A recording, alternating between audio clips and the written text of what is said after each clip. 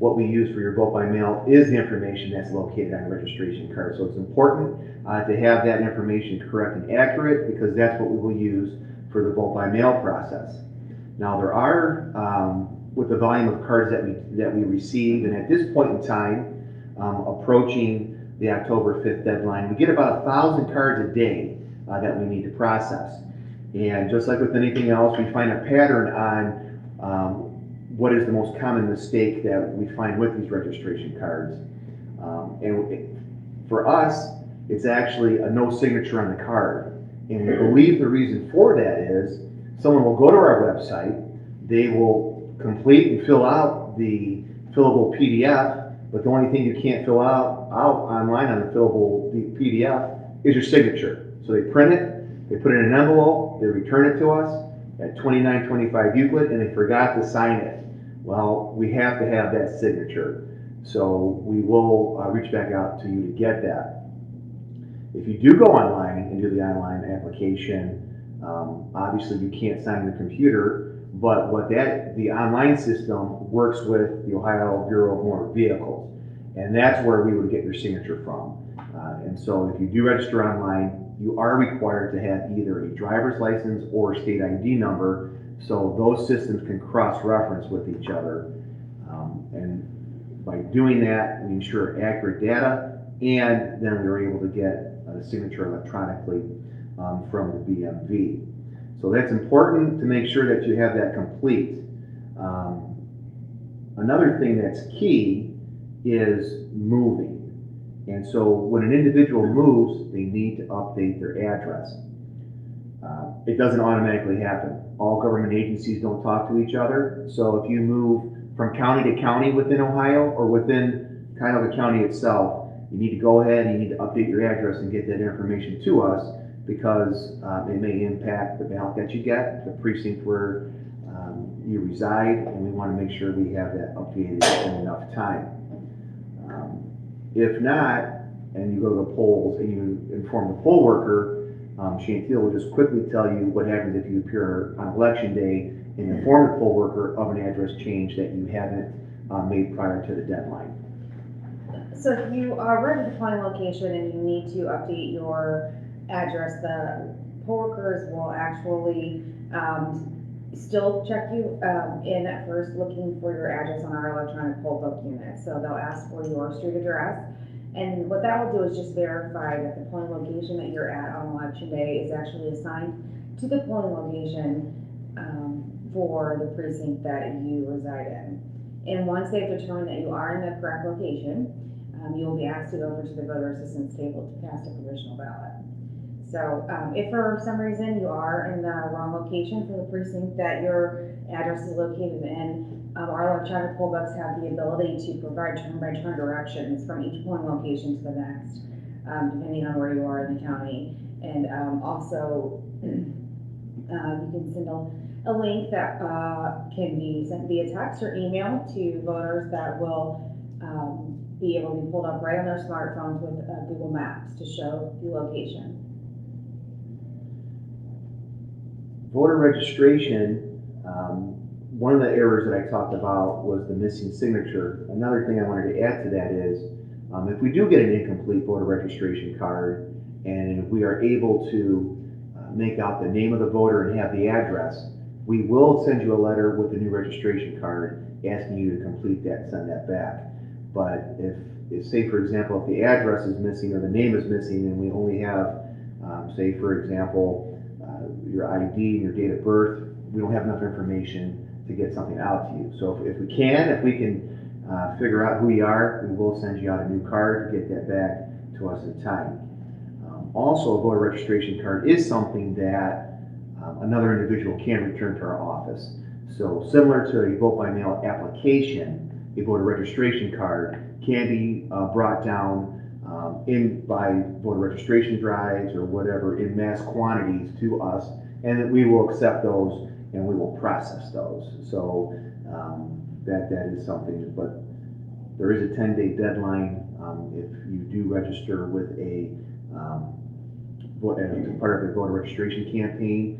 That group needs to get those cards within 10 days. Another part of that process is, once we process your voter registration card, within a week or two, we're going to send a postcard out to your residence. And that postcard is really to confirm that, in fact, we were able to get in touch with you, and where you put on your card is where you live. And if we send that card out and it goes through and you receive it, then your registration record really is complete. But if we happen to get that card returned to us as undeliverable, it's at that point in time that we'll mark you in our voter registration database as a must-vote provisional voter. And then what happens is, if you go to the polls, like Chantel explained, you go through that provisional process, and you would be required to do that because the provisional envelope also serves as a registration card. So that's important. That's another piece of that process where we send that to you. Another question we get a lot here in Cuyahoga County is deals with incarcerated voters. What happens if you have a felony conviction? So the rules for Ohio are, if you are convicted of a felony and you are incarcerated, we are required to cancel your voter registration. However, after serving your time and no longer being incarcerated, you are eligible to register again to vote. You have to take the initiative, though, to register. It's not an automatic re-registration. You need to fill out a card and get that into us, and we'll get you registered. So that's an important little piece of information there to make sure that you do that. We also wanted to talk about voter registration today because it's pretty timely in that next week on Tuesday, September 22nd, is National Voter Registration Day. And this is a holiday celebrated across the country to really promote individuals to either register if you're not, or update your registration if you're not. And here in Cuyahoga County, we try to have multiple events throughout the county where we partner with various I would say voter registration groups and nonprofit organizations to do that. We may not necessarily have as many events as we have in the past, and that's because of the pandemic and social distancing. So there may not be quite the list of locations, but there definitely will be some locations. I mean, you can go to our website, 443vote.us, and you go to the outreach tab. And if you go into that tab, you will see National Voter Registration Day. And there will be a list of the events where we will be at, or we will be working with advocacy groups to register individuals, the location and the time. And also, again, because of the pandemic, kind of what we're doing this year is spreading this out a little bit, where there'll be some events throughout the week. Also there you'll find a list of our partners. But Chantel will tell you what we're excited about. For the first time, we're having a National Voter Registration Day event at a pretty cool place right here in downtown Cleveland.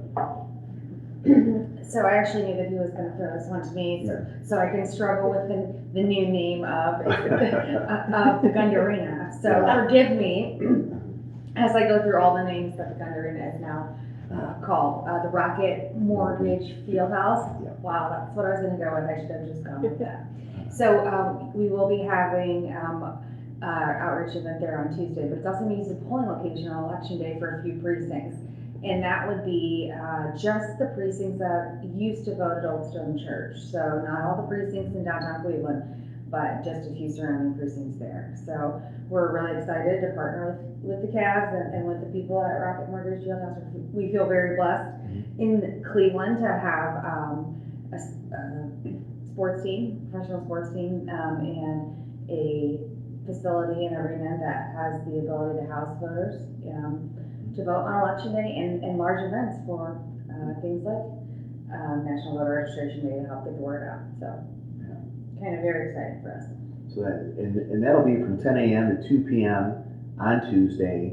And the Cavs have been a great partner. And actually, who now has come on board are the Browns and the Indians. And after yesterday's big win against Cincinnati, we're going to show the Browns some love.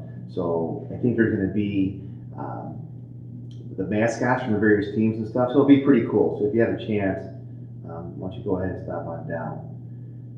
Those, I think, are really the primary things, the main things you need to know about voter registration. Again, October 5th 9 p.m. is the deadline. So if you're going to get us a paper card, you need to get it in by that point in time. Or if you're going to register online, again, you need to do that on the 5th, and we'll get that information the following day on the 6th, but it'll be considered timely via the Secretary of State. I don't think we have any questions today dealing with voter registration.